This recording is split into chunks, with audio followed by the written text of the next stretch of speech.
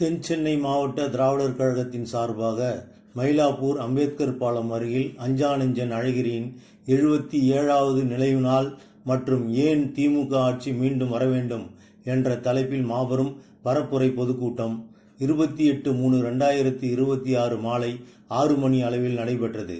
தென் சென்னை மாவட்ட துணைத் தலைவர் TR சேதுராமன் தலைமையேற்றார். தென் சென்னை மாவட்ட செயலாளர் சேரா பார்த்தசாரதி வரவேற்புரை ஆற்றினார். தென் சென்னை மாவட்ட தலைவர் இரா வில்வநாதன் தொடக்க உரை ஆற்றினார். கோவி ராகவன் பொதுக்குழு உறுப்பினர் நா. மணிதுரை மாவட்ட இளைஞரணி தலைவர், பெரியார் யுவராஜ் மாவட்ட இளைஞரணி செயலாளர், சாக மகேந்திரன் இளைஞரணி துணைத் தலைவர் ஆகியோர் முன்னிலை ஏற்றனர்.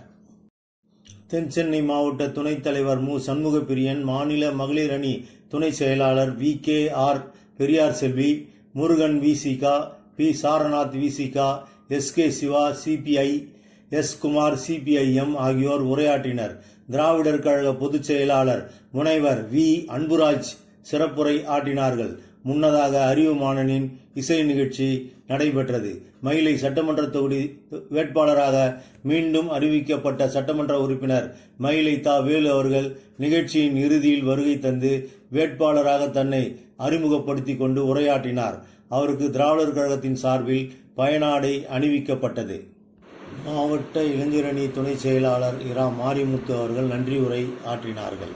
காணொலியை கண்ட அனைவருக்கும் நன்றி.